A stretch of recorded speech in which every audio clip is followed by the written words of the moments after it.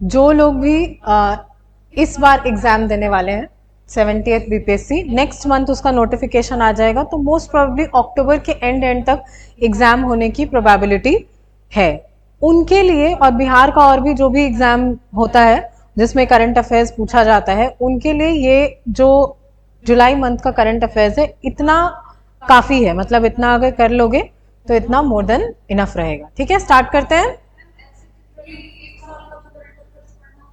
हाँ, 1 साल का करंट अफेयर्स बीपीएससी के लिए पढ़ना रहेगा, तो हम लोग कोशिश करेंगे कि मतलब वीकली एक एक मंथ का कवर करते जाएं। ठीक है, सबसे पहला है Bihar will host the Bihar business connect event on December 11-12, 2024 in Patna with road shows starting on July 1 in Kolkata.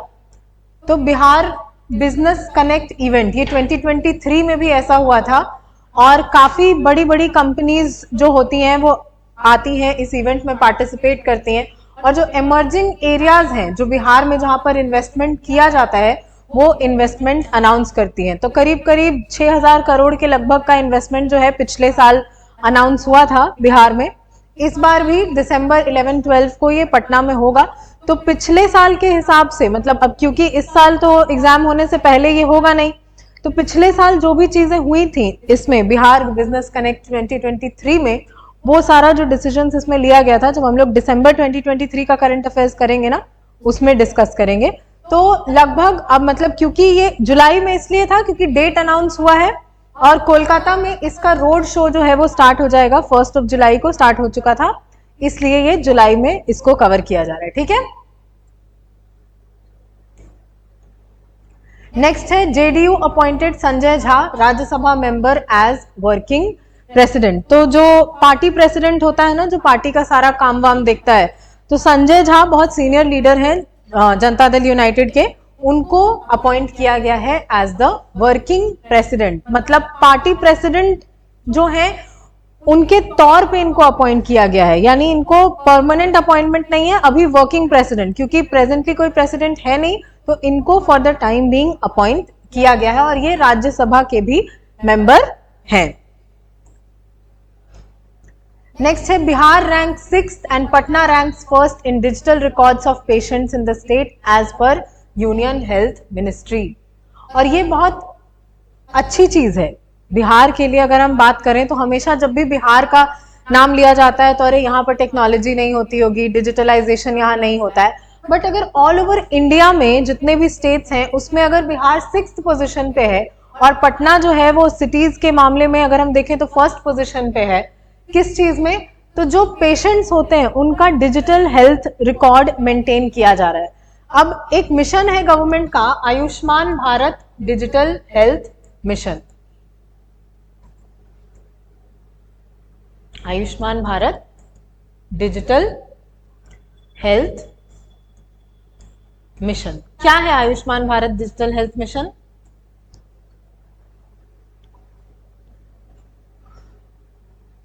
कोई आइडिया? नाम से क्या समझ में आ रहा है? Health insurance. वो तो आयुष्मान भारत योजना जो है, आयुष्मान भारत मिशन जो है, उसमें जो है वो हेल्थ इंश्योरेंस प्रोवाइड किया जाता है 5 लाख रुपए तक का, जो लोग डिजर्विंग होते हैं उनके लिए। उसके लिए उनको आयुष्मान भारत कार्ड भी दिया जाता है। लेकिन Ayushman Bharat digital health mission जो है, हाँ हाँ, एक डिजिटल हेल्थ कार्ड बनाया जाएगा।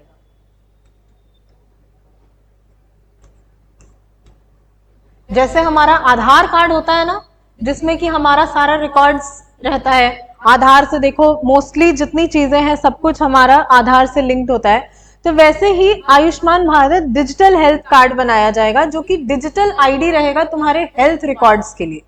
वो जो नंबर रहेगा, यूनिक आईडी नंबर जो रहेगा तुम्हारे, तुमको जो अलॉट किया जाएगा, उससे क्या होगा कि हमारा जो भी हमसे रिलेटेड डेटा है, हमारे हेल्थ से रिलेटेड, चाहे वो हमारा ब्लड ग्रुप हो, किन चीजों से हमें एलर्जी है, क्या क्या पास्ट में बीमारियां हो चुकी हैं, फैमिली में किसको क्या हिस्ट्री रही है, ये सारा डेटा जो है वो उसमें स्टोर किया जाएगा। इससे क्या फायदा होगा?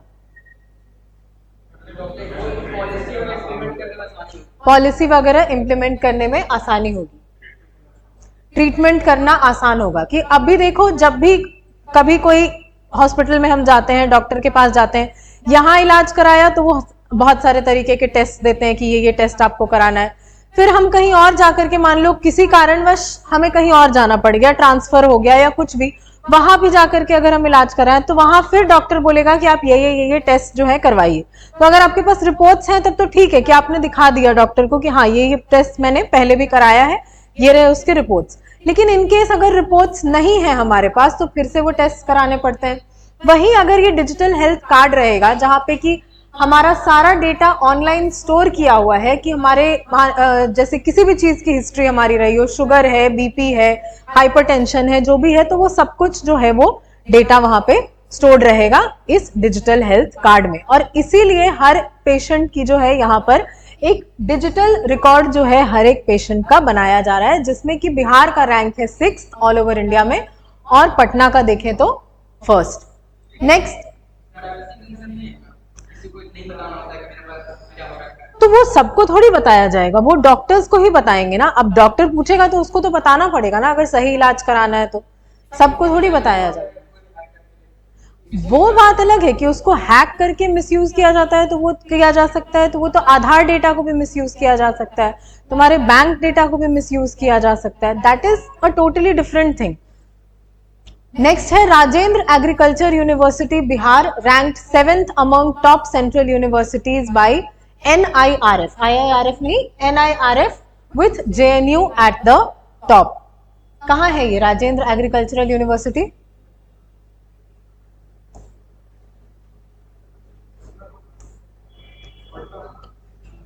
समस्तीपुर। राजेंद्र एग्रीकल्चर यूनिवर्सिटी जो है, पूसा इंस्टीट्यूट जो है वो पटना में है, लेकिन राजेंद्र एग्रीकल्चरल यूनिवर्सिटी जो है वो समस्तीपुर में लोकेटेड है। और इसको जो NIRF है, नेशनल इंस्टीट्यूशनल रैंकिंग फ्रेमवर्क, उसमें 7th पोजीशन मिला है, जिसमें JNU जो है वो टॉप पे है। अगर यूनिवर्सिटीज की बात करें तो वो भी सेंट्रल यूनिवर्सिटीज की अगर हम बात करें तो ये राजेंद्र एग्रीकल्चर यूनिवर्सिटी समस्तीपुर जो है वो 7th पोजीशन पे आता है। ठीक है, तो ये बिहार के लिए एक बहुत बड़ा अचीवमेंट है। एक तो एग्रीकल्चर के लिए ऑलरेडी बहुत कम ऐसे कॉलेजेस या यूनिवर्सिटीज हैं जो कंप्लीटली एग्रीकल्चर पे फोकस करती हैं, और उसमें भी अगर बिहार में एक ऐसा यूनिवर्सिटी लोकेटेड है जो कि टॉप 10 में आ रहा है, तो ये एक बहुत बड़ा अचीवमेंट है बिहार के लिए। ठीक है, नेक्स्ट है CM Nitish Kumar inaugurated the state level one महोत्सव 2024 ऑन जुलाई 8। तो वन महोत्सव जिसमें पेड़ पौधे लगाए जाते हैं। ठीक है, इन्वायरमेंट को प्रोटेक्ट करने के लिए बिहार ने अपना टारगेट भी सेट किया है कि हमको 2040 तक जो है वो नेट जीरो बन जाना है। तो इसके लिए बहुत ज्यादा जरूरी है कि पेड़ पौधे जो हैं वो लगाए जाए। तो इसीलिए यहाँ पे हर साल जो है वो वन महोत्सव मनाया जाता है। नीतीश कुमार उसका शुभारंभ कर रहे हैं पेड़ लगा करके। इन्वायरमेंट मिनिस्टर कौन है अभी?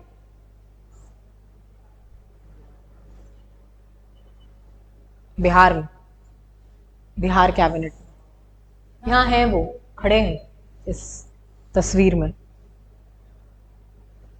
गया के ही हैं, प्रेम कुमार। हाँ, next, Bihar police has 12.7 lakh followers on the internet media, ranking 3rd on Facebook with 6.65 lakh followers और 7th ऑन X यानी कि Twitter and Instagram, while Kerala police Leeds on Instagram and Uttar Pradesh police on Twitter या X बोलने में बहुत अजीब लगता है, तो ट्विटर का नया नाम जो है वो है X। तो बिहार पुलिस के लिए ये एक अचीवमेंट है। मतलब ऐसा माना जाता है कि बिहार का जो लॉ एंड ऑर्डर सिचुएशन है वो उतना अच्छा नहीं है, बट स्टिल ये जो चीजें होती है ना सोशल मीडिया का और ये सब, इस पे अगर फॉलोइंग बढ़ रहा है दैट मीन्स कि सोशल मीडिया पे जो ग्रुप है वो एक्टिव है। तो अभी भी देखो, कोई भी लॉ एंड ऑर्डर सिचुएशन अगर होती है तुम्हारे आसपास, तो अगर तुम बिहार पुलिस को ट्वीट करके उनको टैग करो कि हाँ ऐसी ऐसी सिचुएशन जो है, तो वो उस पर इमीडिएटली एक्शन लेते हैं अगर कोई public law and order situation जो है वो क्रिएट होता है तो ग्राउंड पे एक्शन होता है। Bihar's largest industrial area will start in Gaya with the NICDIT approving the Integrated Manufacturing Cluster Project. तो ये बजट में भी इसको अनाउंस किया गया है कि इंटीग्रेटेड मैन्युफैक्चरिंग क्लस्टर जो है वो गया में बनाया जाएगा under the Amritsar Kolkata industrial corridor. तो ये है कोलकाता और ये है अमृतसर, ये पूरा इंडस्ट्रियल कॉरिडोर बनेगा जिसमें 7 नोड्स होंगे, यानी 7 ऐसे पॉइंट्स होंगे जहां पर इंटीग्रेटेड मैन्युफैक्चरिंग क्लस्टर बनेगा। और उसमें कौन कौन सा है, तो पंजाब में है राजपुरा पटियाला, हरियाणा में हिसार, उत्तराखंड में खुरपिया, उत्तर प्रदेश में आगरा, बिहार में गया, झारखंड में बहरी नहीं है, ये बरही है, हाँ बरही यहीं पे है पर वो झारखंड में आता है, वेस्ट बंगाल में रघुनाथपुर। ठीक है, तो ये बहुत इंपॉर्टेंट है क्योंकि बजट में इस पे बहुत ज्यादा फोकस किया गया है। तो ये वन ऑफ द मोस्ट, मान लो इतना मान लो कि एग्जाम में आएगा ही, इस तरीके से इसको याद रखना है, प्लस इसके 7 नोड्स भी याद रखने होंगे। तो कहाँ बनेगा ये, तो डोभी में बनेगा जो शेरघाटी में है। टोटल एरिया कितना है, तो 1670.22 हेक्टेयर्स। और प्रोजेक्ट टाइप क्या है, तो ग्रीनफील्ड। ग्रीनफील्ड यानी कि बिल्कुल स्क्रैच से इस प्रोजेक्ट को शुरू किया जा रहा है, कोई ऑलरेडी इसमें इन्वेस्टमेंट नहीं किया हुआ है, बिल्कुल नए सिरे से इस प्रोजेक्ट को है जो वो शुरू किया जा रहा है। तो इस तरीके के बहुत सारे इंडस्ट्रियल कॉरिडोर्स जो हैं वो इंडिया में गवर्नमेंट जो है वो बना रही है, जिसका एक पार्ट है अमृतसर कोलकाता इंडस्ट्रियल कॉरिडोर और उसमें गया, उसमें एक इंटीग्रेटेड मैन्युफैक्चरिंग क्लस्टर बनेगा। तो क्या होता है इंटीग्रेटेड मैन्युफैक्चरिंग क्लस्टर?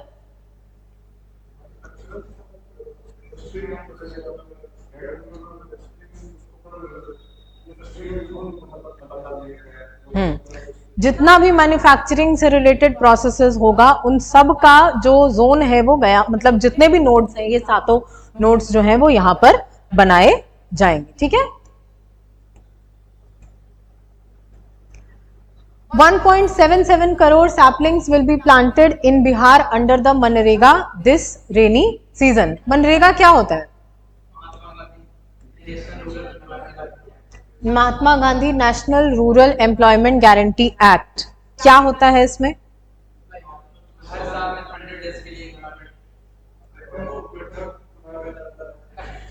गड्ढा खुदवाया जाता है।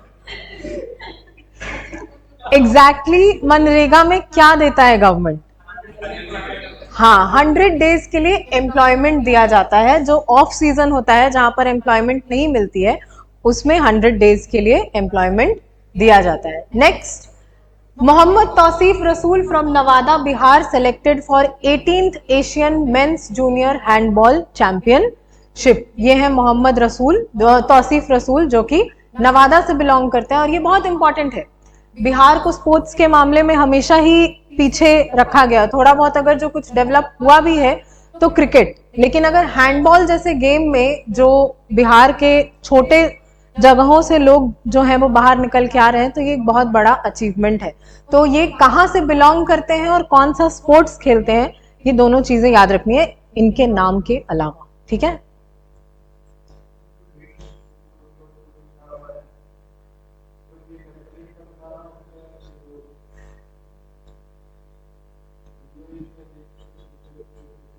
हाँ वो कतर में, हाँ जो रनिंग किए हैं उनका Guinness book of world records में उनका नाम आया। Bihar's GDP growth rate is estimated to be in double digits for financial year 2024 following a 10.98% growth in 2023-24 as per CRISIL। CRISIL एक क्रेडिट रेटिंग एजेंसी है।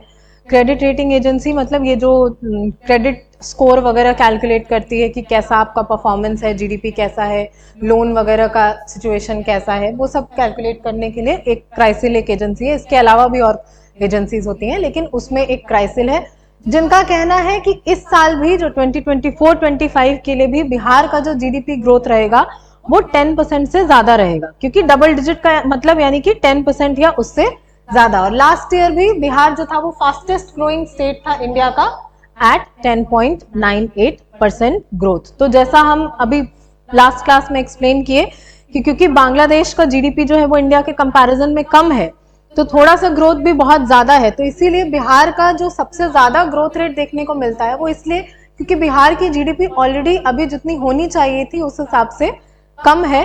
तो यहाँ पर काफी थोड़ा सा इंक्रीज भी परसेंटेज चेंज काफी ज्यादा कर देता है। नेक्स्ट, मानवी मधु, इनका पूरा नाम है मानवी Madhu Kashyap, becomes India's first transgender inspector. 3 transgenders and 450 women selected among 1275 new inspectors. और ये सिर्फ बिहार, मतलब बिहार की तो है ही ये first transgender inspector, plus India की भी फर्स्ट ट्रांसजेंडर इंस्पेक्टर है मानवी मधु कश्यप। तो ये क्योंकि ये बहुत बड़ा अचीवमेंट है तो इनका भी नाम याद रखना होगा कि पहली ट्रांसजेंडर इंस्पेक्टर जो कि बिहार से हैं वो है मानवी मधु कश्यप। दूसरा, Bihar government gave principal consent for metro rail in Muzaffarpur, Gaya, Darbhanga and Bhagalpur with feasibility to be ascertained by RITES। तो एक होता है प्रिंसिपल कंसेंट, मतलब सैद्धांतिक मंजूरी, कि अभी इस प्रपोजल को प्रपोज जब किया गया तो हाँ इसमें प्रिंसिपल के हिसाब से कोई दिक्कत या गड़बड़ देखने को नजर नहीं आ रही है कि हाँ यहाँ पर आपको इम्प्लीमेंटेशन में कोई दिक्कत होगी या लोगों के साथ कोई दिक्कत होगी, वो सब नहीं है। अब इसको जब कंप्लीट अप्रूवल मिल जाएगा तब इसका कंस्ट्रक्शन स्टार्ट होगा, ठीक है। तो अभी सिर्फ इन प्रिंसिपल कंसेंट मिला है, सैद्धांतिक मंजूरी मिली है। Next, poet Sunita Ranjan book Ankahe Alfaz launched on July 10। और ये जो सुनीता रंजन है ये बिहार से बिलोंग करती है, इसीलिए ये इंपॉर्टेंट है, ठीक है। नेक्स्ट है, Bihar Anima Kumari won a silver medal in the world deaf chess championship in Belgrade, Serbia. तो जो भी जो ऐसे फिजिकली डिसेबल्ड लोग होते हैं उनके लिए अलग अलग ऐसे चैंपियनशिप स्पोर्ट्स को लेकर के होते रहता है, जिसमें सबसे इंपॉर्टेंट होता है पैरालंपिक्स, जिसमें कि जो भी फिजिकली डिसेबल्ड लोग होते हैं वो पार्टिसिपेट करते हैं। बट ये पैरालंपिक्स का पार्ट नहीं है, ये वर्ल्ड डेफ चेस चैंपियनशिप है जो सुन नहीं सकते हैं उन लोगों के लिए, और इसमें इनको सिल्वर मेडल मिला है अनिमा कुमारी को। कहां पर? तो बेलग्रेड, सर्बिया। चेस में सुनने का काम नहीं होता है, बट फिर भी मतलब जो लोग फिजिकली डिसेबल्ड होते हैं उनके लिए कुछ भी करना इज वेरी डिफिकल्ट। तो वो अगर जो भी अचीवमेंट है उनका वो बहुत बड़ा अचीवमेंट है, और चेस में वैसे भी नॉर्मल इंसान के लिए खेलना बहुत मुश्किल होता है, हर इंसान चेस नहीं खेल सकता है। Bihar and Uttar Pradesh received only 17% of Manrega funds despite having 45% of the poor population. Tamil Nadu received 15% with less than 1% of the poor population. तो वैसे तो मतलब ऐसा कोई करंट अफेयर्स ये प्री में पूछने वाला नहीं है कि इसमें, लेकिन हाँ मेंस में इस डेटा को कोट किया जा सकता है कि बिहार और उत्तर प्रदेश में 45% से भी ज्यादा लोग ऐसे हैं जो कि गरीब हैं, लेकिन फिर भी सिर्फ 17% ऑफ द मनरेगा फंड्स जो है वो हम इन दोनों स्टेट्स को अलॉट किया गया। और तमिलनाडु जहां पे 1% से भी कम ऐसे लोग हैं जो कि गरीब हैं, उन्होंने 15% से भी ज्यादा मनरेगा फंड्स जो है वो उनको मिला। नेक्स्ट है, Bihar state pollution control board decided to study air pollutants inside homes and building starting from Patna. मतलब अभी तक सिर्फ आउटसाइड एनवायरनमेंट का एयर क्वालिटी स्टडी किया जाता था, अब आपके घरों के अंदर, बिल्डिंग्स के अंदर, ऑफिसेज के अंदर कैसी एयर क्वालिटी है उसको भी स्टडी किया जाएगा, क्योंकि जब वर्ल्ड की मोस्ट पॉल्यूटेड सिटीज का जो नाम आता है उसमें 1-2 सिटीज ऐसी होती हैं या टाउन्स ऐसे हैं जो कि बिहार से बिलोंग करते हैं। तो इसीलिए बिहार में पॉल्यूशन का जो लेवल है वो बहुत ज्यादा बढ़ा हुआ है, तो उसको कंट्रोल करना जरूरी है। नेक्स्ट है, अ 2400 megawatt power plant will be built in Pirpainti, Bhagalpur. ये वो पावर प्लांट नहीं है, ये बनेगा, तो ये सिर्फ सैंपल इमेज है, ठीक है। Next, centre approved the Kosi Mechi river linking project to alleviate Bihar flood benefiting districts like Supaul, Saharsa and Madhubani. तो कोसी तो फेमस है, नोटोरियस रिवर ऑफ बिहार बोला जाता है, जो कि जाना जाता है किस लिए? तो अपने कोर्स को चेंज करने के लिए। सौरो ऑफ बिहार भी बोला जाता है उसको, क्योंकि वो टाइम टू टाइम उसका कोर्स चेंज हो जाता है, कभी इधर से बहने लगती है तो कभी इधर से बहने लगती है, जिसकी वजह से फ्लड्स बहुत ज्यादा आ जाते हैं जो भी आसपास के एरियाज हैं उसमें। तो एक रिवर है मेची, नेपाल से इसका जो लिंक है वो है। तो जब इन दोनों रिवर्स को लिंक कर दिया जाएगा ना, अगर यहाँ देखो ध्यान दो तो ये है कोसी और ये है मेची, जब इन दोनों रिवर्स को लिंक कर दिया जाएगा तो बहुत बेनिफिट होगा और जो कोसी का फ्लडिंग है उसको हम कंट्रोल कर सकते हैं। प्लस जो आसपास के एरियाज ऐसे हैं जहां पर कि ड्रॉट आ जाता है, उन एरियाज में भी पानी पहुंचाया जा सकता है। तो इंडिया में रिवर इंटरलिंकिंग जो है कुछ टाइम पहले ही स्टार्ट हुआ है, ठीक है। तो दूसरा प्रोजेक्ट, ये जो Kosi Mechi river linking project है, ये दूसरा प्रोजेक्ट है। पहला था केन बेतवा, ये मध्य प्रदेश में ये दोनों रिवर्स जो हैं वो लोकेटेड हैं, Ken Betwa inter river linking project. और सेकंड जो होगा वो होगा Kosi Mechi river linking project. और कौन कौन से डिस्ट्रिक्ट्स को बेनिफिट करेगा, तो सुपौल, सहरसा और मधुबनी, बेसिकली जो कोसी के आसपास के डिस्ट्रिक्ट्स हैं वो। Comprehensive development of the Vishnupad Temple Corridor and the Mahabodhi Temple Corridor announced along with the Kolkata Industrial Development Headquarters at Dobhi, Gaya। तो ये है विष्णुपद टेम्पल कॉरिडोर और ये है महाबोधि टेम्पल। विष्णुपद टेम्पल किसने बनवाया था? अहिल्याबाई होलकर। अहिल्याबाई ने बनवाया था विष्णुपद टेम्पल और ये नगरा स्टाइल ऑफ आर्किटेक्चर में बना हुआ है।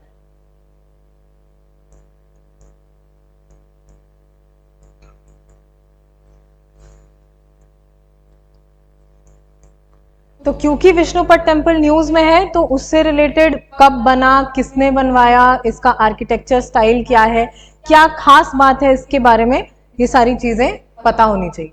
और Mahabodhi temple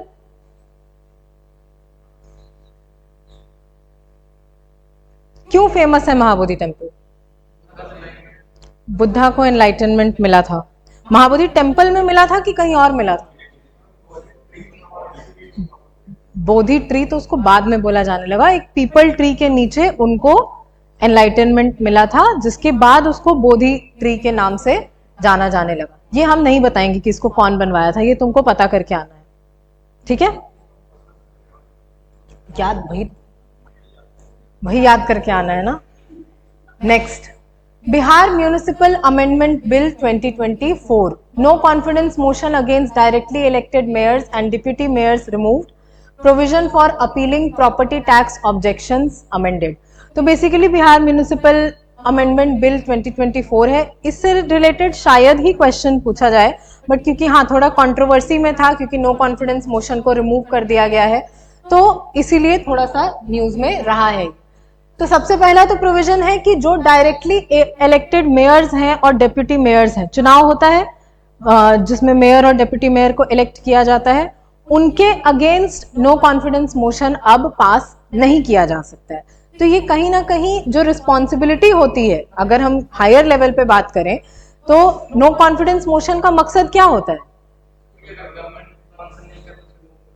responsible government introduce करना। तो अगर यहाँ पर नो कॉन्फिडेंस मोशन को ही हम हटा दे रहे हैं तो कहीं ना कहीं ये गवर्नमेंट के रिस्पॉन्सिबिलिटी को चैलेंज करेगा कि गवर्नमेंट अगर रिस्पॉन्सिबल नहीं भी रहेगी तो भी उसको कोई फर्क नहीं पड़ेगा कि हमको अब कोई हटा नहीं सकता है। दूसरी चीज कि provision for appealing property tax objections amended. तो प्रॉपर्टीज पे टैक्स लगाया जाता है जो म्यूनिसिपल कॉर्पोरेशन लगाता है, उसमें कुछ चेंजेस किए गए। नेक्स्ट है लास्ट जो कि है आज का, Awadhesh Narayan Singh assumed charge as the new chairman of Bihar legislative assembly on July 23। BJP से बिलोंग करते हैं अवधेश नारायण सिंह और ये चेयरमैन बने बिहार लेजिस्लेटिव काउंसिल के। बिहार में बाइकैमरल लेजिस्लेचर है, बिहार लेजिस्लेटिव असेंबली भी है और बिहार लेजिस्लेटिव काउंसिल भी है।